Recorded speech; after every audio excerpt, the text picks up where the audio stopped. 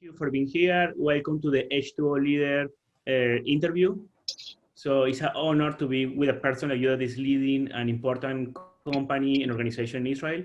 And let's work on this question and get good information for our members and your members. It's a pleasure to be with you. Thank you. Let's start with the first question. So what do you consider to be the main challenges in the world regarding drinking water and sanitation? So I'm not sure that there is one major problem, but from my experience, today technology became very efficient, and usually we can provide the best water in a very affordable price. The thing is that usually the main problem is legislation.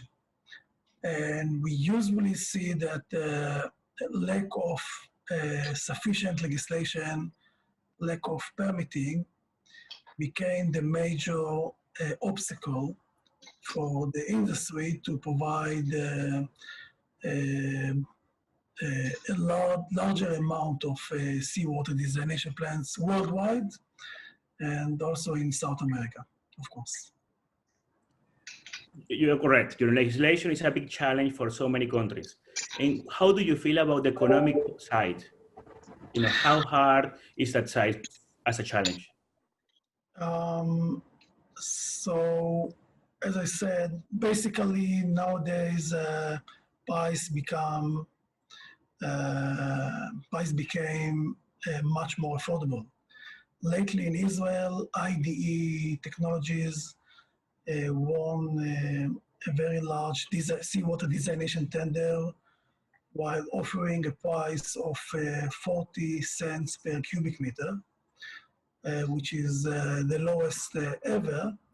And that price is even more impressive if you take into account the fact that Sorek B, which is the name of the project, is located not near the sea, but 2.5 kilometers inland, and that electricity price in Israel is still relatively very high. And that means that we crossed the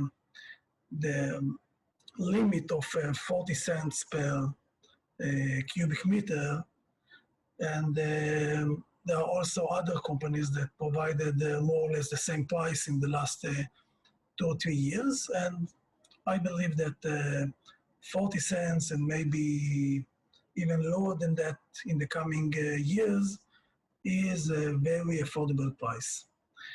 But on the other hand, from a global perspective, I think that the pandemic is hitting most economies around the world, and lately governments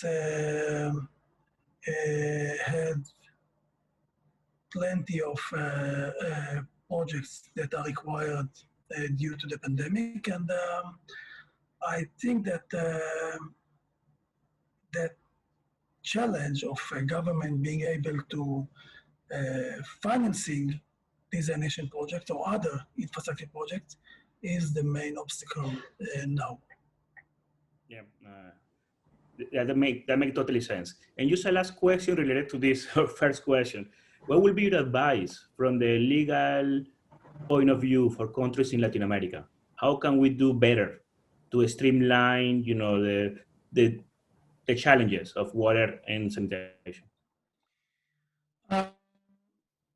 So, as most projects lately are erected through a BOT or BOO or any similar type of PPP scheme, I think that the major obstacle is to create the required legal structure that will allow companies to provide a competitive BOT price for the government.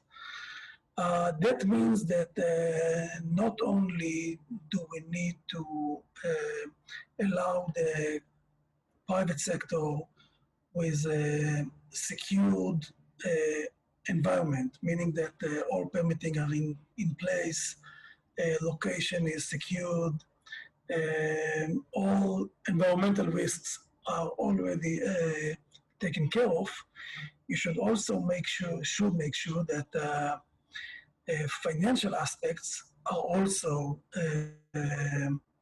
um, handled in a way that companies will be able to finance the projects using a competitive commercial loans, and that would be available only when governments will be able to provide the commercial lender with a robust and approved financial scheme for 25 or 30 years.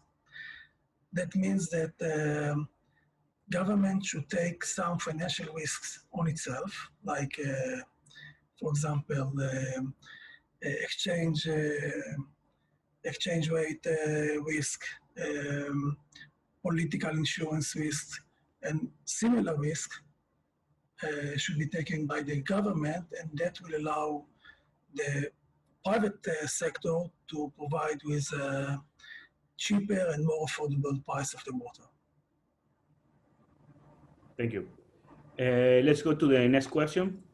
What do you think is the greatest asset of Israel's water management? So first of all, we enjoyed the experience. The story of Israel is quite unique because Israel, as you know, is located in the middle of the desert of the Middle East. And after Second World War, Israel had to absorb hundreds of thousands of new immigrants, of Jewish people coming from Europe.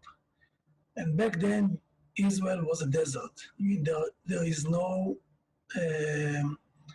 are no surface water resources in Israel. There is one small lake and no rivers.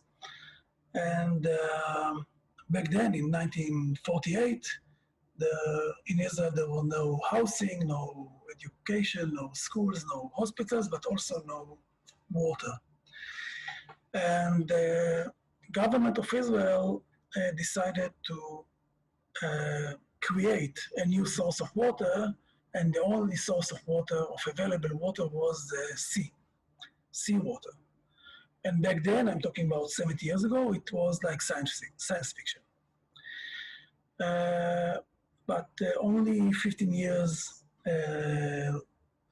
left, because before IDE erected the first seawater desalination plant in 1960. And since then, we built almost 500 plants. Now, having such an experience for so many years allowed us to lead one of the leaders in the market for providing new technologies and new ways of treating the water. So this is one thing. The second thing is that Israel is basically a small country and with a dense population. So in Israel, it's very easy not only to desalinate water in a cheap way, but also to recycle municipal wastewater and convey to the agricultural areas, because distances in Israel are very short. So that makes things much easier than in other places which are, much larger, and conveyance system is much more expensive. So those two elements made Israel one of the leaders in treating water. Yes, basically you are like pioneers. You learn the hard way how to desalinate water. Now you are an expert. And also the fact that you're a small country, it helps you out to make changes easier. You know, in comparison with maybe Australia, that is much bigger, will be harder to integrate water system than in Israel. Not only that, I think that the government of Israel is also very, let's say, brave. I mean, before the first mega-sized desalination plants in Ashkelon, in Israel, which is 550,000 cubic meter per day, which is like how much? 7,000. I'm not sure. I think 7,000 liters per second. 7 million. I'm not sure.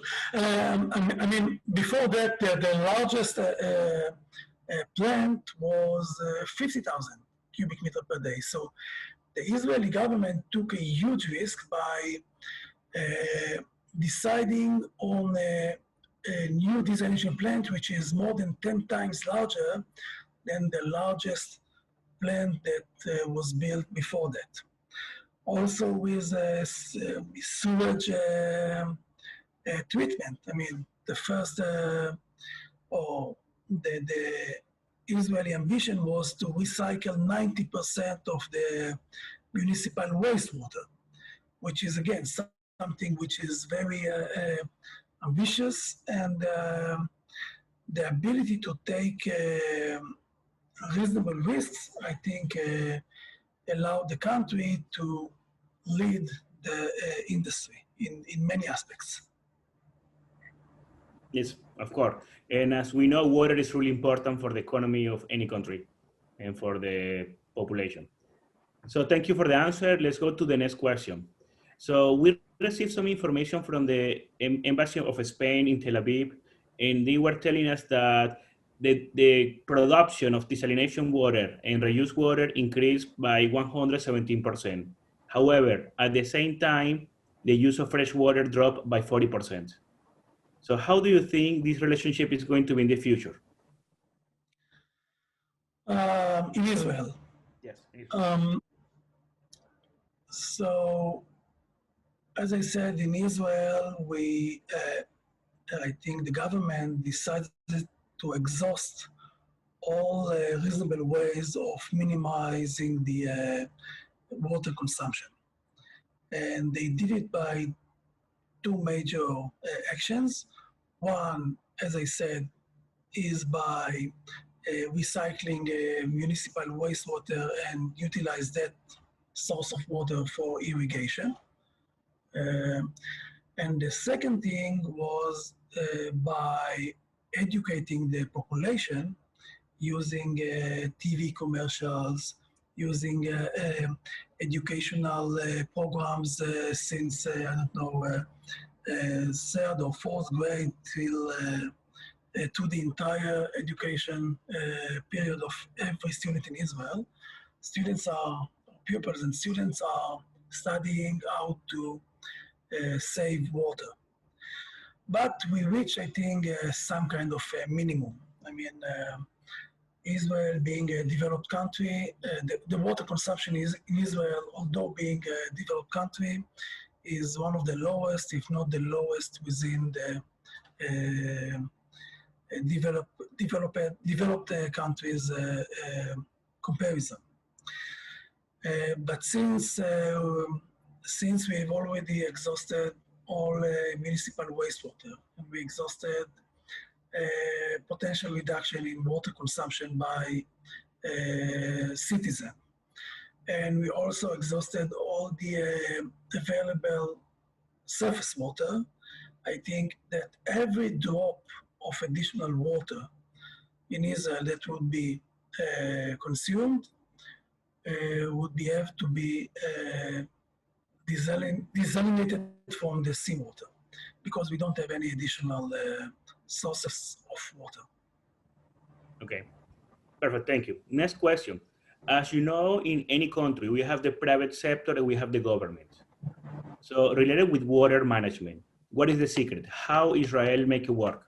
You know, you as part of ID, a private company, and working with the government to make road the water in Israel?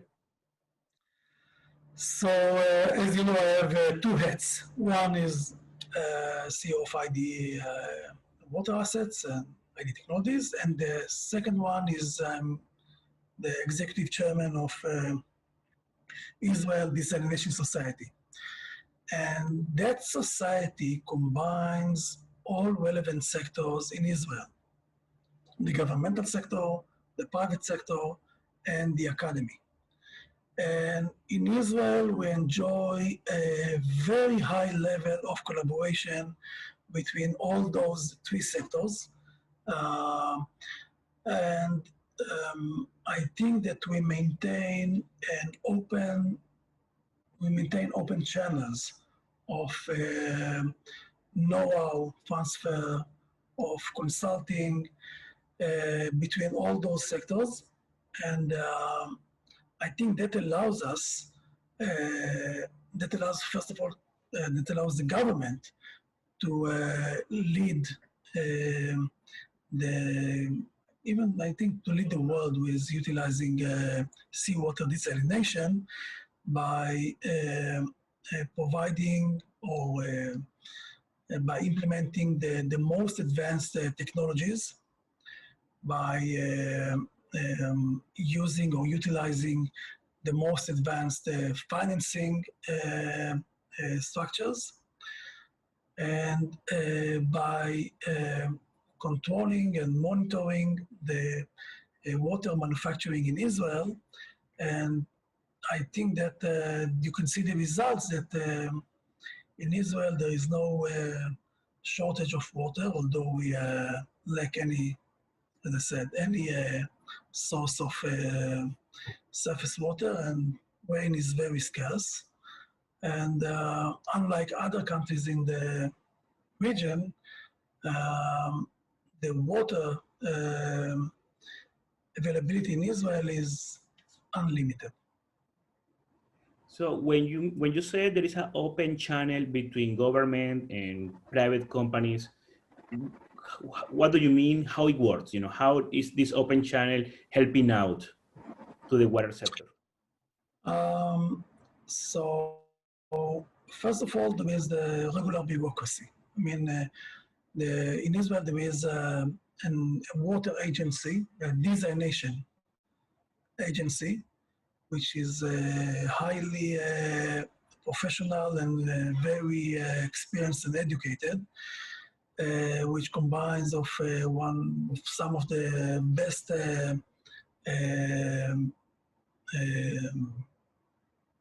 person in the industry that lead the strategy of desalination in Israel.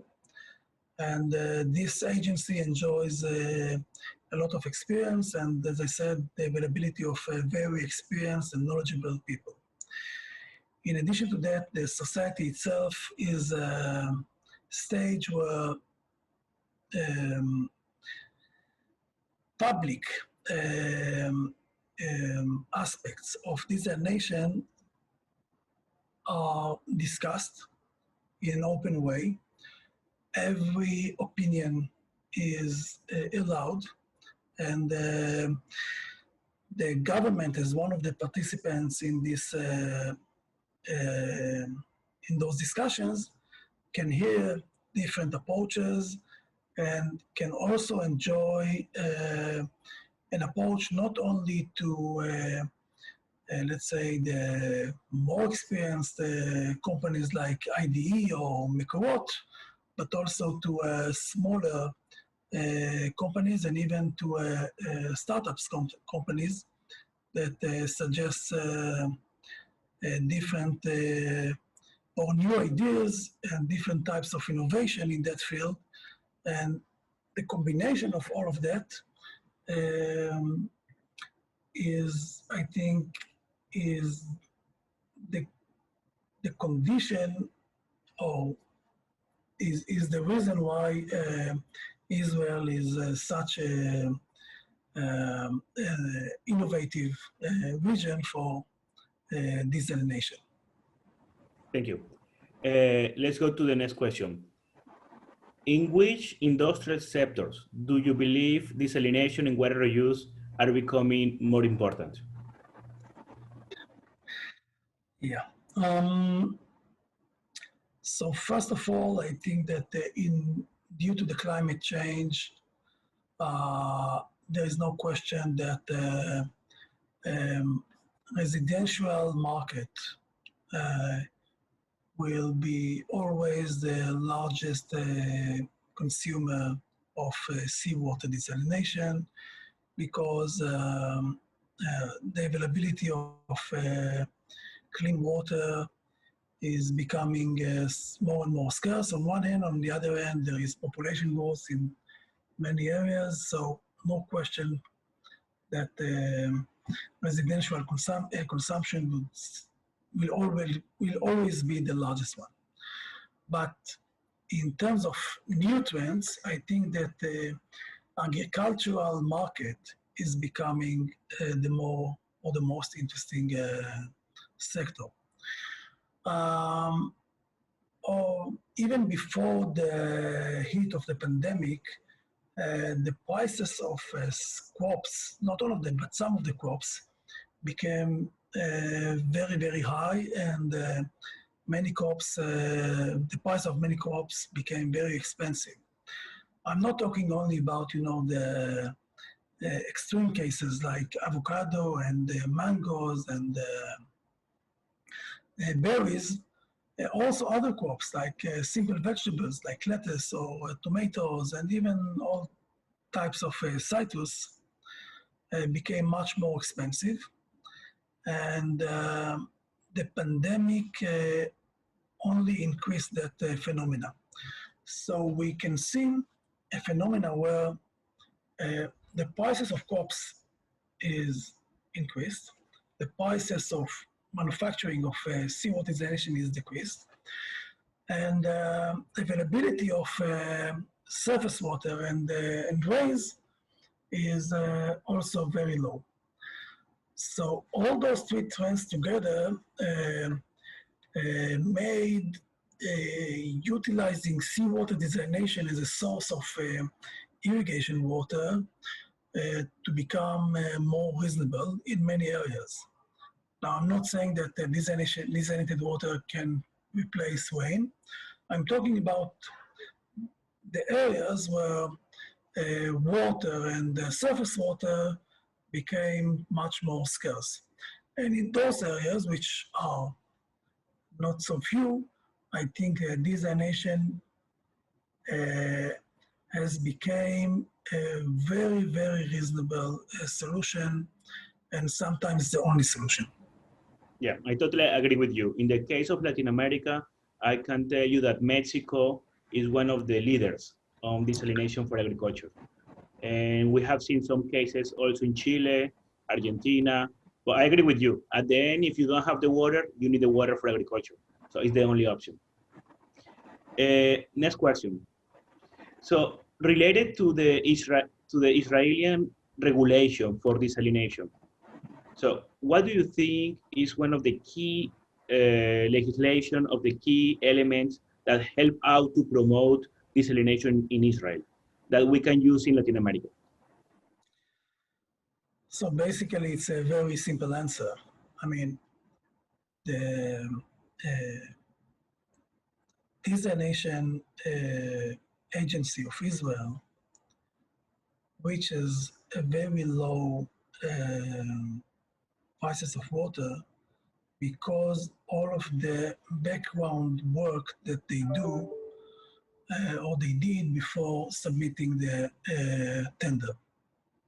When you approach a seawater desalination tender in Israel, you receive a tender that, with the tender, you receive a location with 90% of the permitting. You receive a hard obligation or a hard commitment of the government to purchase on a take or pay basis the water for 25 years. And you know more or less almost about all the legislation, all the legal requirements that you will have to meet during the erection of the project and during the 25 years of operation. And when you have such a high level of clarity, you can reduce a lot of safety factors that usually you take in other places and sometimes also in Latin America. And because of that, for example, there are also other advantages, like, for example, where bidders know that this tender is secured. They inject more resources in preparing the tender because they know that by the end of the tender, there's going to be a project. I mean, someone will win that project and will erect the desalination plant. While in other places, even when you approach a tender, you are not sure whether this tender will be materialized into a real project or it is just, you know, an exercise. So I think preparation is the key, and using reasonable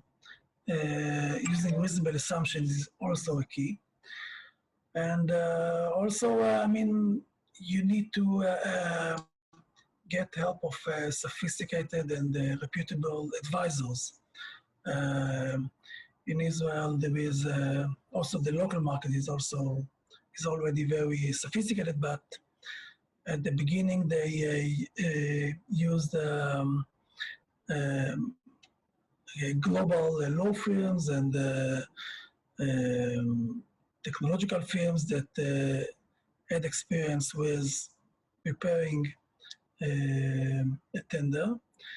And I think that the frame of the tenders creates the success of the tender and the project later on. Yes, basically you mean commitment. So the government has to be committed with the project. Committed, and also to reduce all environmental risk, legislation risk to the minimum, and that will increase the probability from the perspective of the private sector. Okay. From the regulation point of view, for example, in Latin America, it's really complicated to get like a permit. And usually in those projects, as you said, they said, please come here, we need a plant, but you don't have a permit. You have to go through all the process, permits, land, and everything else. So any recommendation about that side? Make it simple. I don't know. I don't know how to provide permitting in a faster way. Sometimes, you know, the fastest way is to utilize already existing permits. Like, for example, if you someone want to, you can replace an old power plant with a desalination plant and take advantage of the already existing intake, for example, which is one of the major problems when it comes to permitting. Also, the outfall bind pipe that can sometimes solve some of the problems, but other than that, permitting should be quicker and simpler in order to, as I said, increase the level of probability of infrastructure projects. In the case of Israel, are you using water reuse for drinking? No, because of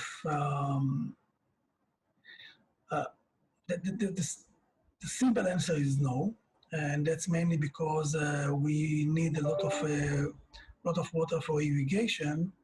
So most municipal wastewater is lightly treated and then sent to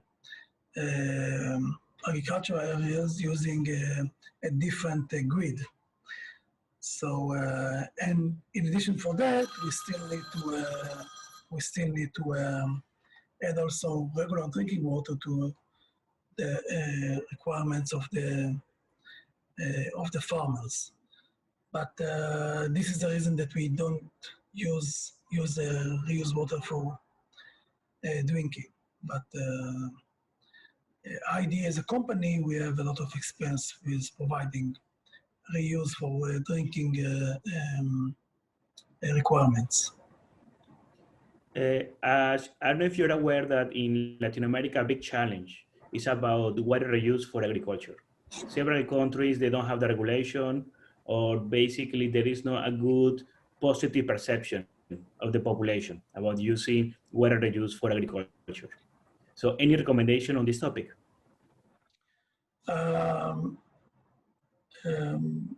I think that it all starts and ends with education and with public relations efforts. I mean, people should understand that water, the availability of water is limited, and we don't have too many choices. And even in places where the people used to have, I don't know, 40 days of rain every year. I mean, in many places in Latin America, you have now less than half. So looking forward, there are two options. One is to wait and see whether this climate change will stop and then reverse and then rain will return. And I think the more pragmatic alternative is to try to figure out how we can utilize the available sources of water and to create a situation where permitting of utilizing municipal wastewater, industrial wastewater, and of course seawater for irrigation or for even for drinking water is much more quick and simple, because if we stay in the current situation, in some places we've already reached a crisis situation, and that crisis is just around the corner in many other regions. Thank you. Next question. At the beginning of this interview, you were talking about, PPPs, BOTs as a recommendation, to make the project easier and faster for some areas. In the case specific of Israel, which one of these structures do you use more? No, not more. We're 100% BOT. Okay, only one. Okay. Yeah, and this is not. And this is not from a financing reason. The reason that I usually prefer to provide BOT is not because it is better for the private sector. Private sector prefers EPC or turnkey, collect the money and leave. I think that customers and governments should prefer the BOT, because in a BOT structure, you split responsibilities in a much more sensible way. And especially in Latin America, where many water agencies lack the required know-how or the required experience, if they choose a BOT scheme that will allow them to split or to allocate most of the risks and most exposure on the private sector. Because when you have a BOT on a take-or-pay basis, you pay the vendor throughout the 25 years only for the water you consume, and only when the plant is available. So you can avoid situations where you can avoid, for example, construction waste. Sometimes, contractors provide, let's say, not the best equipment and provide equipment that will not last for 25 years. And they just, pass the acceptance test, collect the money and leave. In a BOT tender, there is an alignment of interest between the customer and the vendor, because the vendor knows that in order to receive its money, the plant should be available and operate on 100% from the contractual capacity and contractual requirements throughout the 25 years. And that natural alignment of interest makes things much easier from the point of view of the consumer or the government or the public sector, because even if they are not the most educated or they are not the most sophisticated, still they know that the structure of the project, and by paying only when the project is available or water are available, or only for the water they are really consumes, that help them to minimize the risk. And I think this is the best option for everybody. Yep, totally makes sense what you're telling us. I think the best solution for all of them, private sector, government, and users. Totally makes sense. As we know, Israel is one of the countries with the highest water reuse rate in the world. Some other areas or some other developed countries, they have a really low water reuse rate for so many different reasons.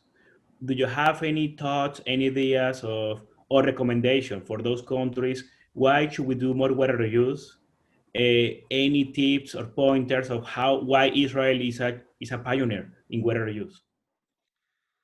So Israel is a pioneer in water reuse, basically because we don't have any alternative. Unlike Latin America, Israel has much less water. So again, we face the fact that we don't have an alternative 30 or 40 years ago and not now. So experience talks. The second reason is that Israel, geographically wise, is small. So it's very easy to take the municipal wastewater from the city areas and send them to the agricultural areas, because the distance is not so long. And I'm not sure this is the case in Latin America, because Latin America, they use sometimes the distances between populated areas and agricultural areas is quite far. And I'm not sure that because of the cost of the conveyance, I'm not sure that utilizing a municipal wastewater or recycling of wastewater is always the best solution. But where there is a proximity between the agricultural area and the city, and you can use municipal wastewater, sometimes usually it is cheaper than treating seawater, and you don't need to reduce levels of boron, for example, and there are some other advantages. So I think in many cases it makes perfect sense to treat wastewater for agricultural use. Correct. Totally agree. At the end, it's an economic business. If the water reuse make more economic sense than desalination, water reuse, we have a better chance. Yeah. So for the next question, can you name 3 projects that you believe are really relevant for the Israel from the wastewater point of view and desalination, and why? You mean projects in Israel or in Latin America? Worldwide. Three projects that you believe they are really important or they were key from the desalination point of view and wastewater treatment. Okay. I think that SOECB, the project that we are building now, is going to be the flagship not only of the Israeli Desalination program, but even on a global perspective, because it will provide, from a technological perspective, a different technological approach for seawater desalination. I cannot talk about it too much now, but I think that there are major improvements in that project. And one of the outcomes is the world record lowest price of water. I truly hope that in Latin America, the flagship, I think, project of Codelco mining in Chile is going to, I think, to present the breakthrough of the desalination market in Chile, because it's not going to be the first large-scale seawater desalination, but it's going to be the first large-scale independent seawater project. And I think that Chile is one of the leading countries in Latin America, and Codelco is one of the largest customers for water. I think can be the first one or the pioneer in that sense. And the project that currently we are aiming at, at least in IDE, is another project in Israel, which is Western Galilee, which is again it's a large-scale project. It is like 100 million cubic meter per day per year project. That project was issued a few months ago, and proposals are expected in a few months. And I hope that at least for ID, it will be our next large-scale projects. Well, that sounds like a big challenge in that project. Sounds really big. And our last question for you to finish this interview: what do you believe was the impact of the COVID-19 for Israel from the water point of view and for the world? How do you think COVID-19 affects the water industry, and how it's going to change it in the future? Yeah. So in the short term, I see two different consequences. In some countries, the pandemic stopped everything or most activities of the government.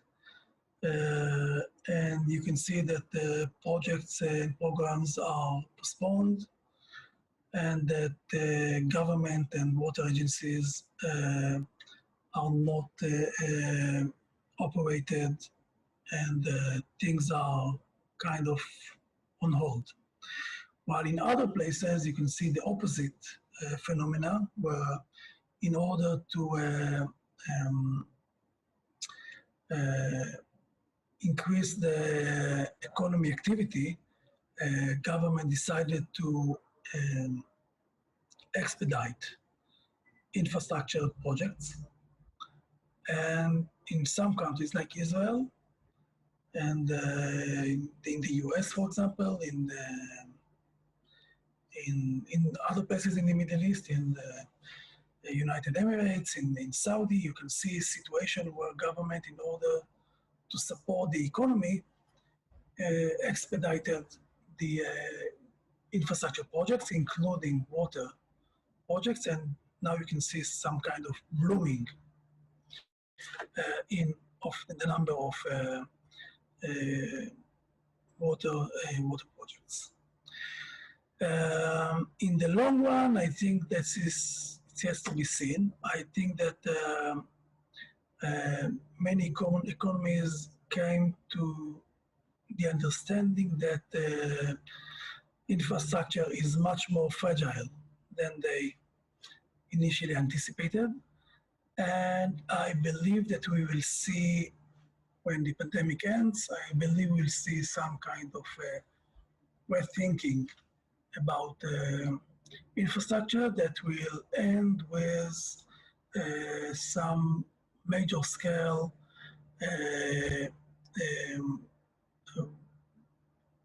water projects or improvements of all the water infrastructure, and I hope that that will also support our industry. Guy, thank you very much for all your time. Thank you very much for your advices. Thank you very much for all the experience you're sharing with us. I'm sure that people in Latin America are going to really, really happy to read and watch this interview. And again, thank you for being with us. Thank you very much. It's been a pleasure. Thanks.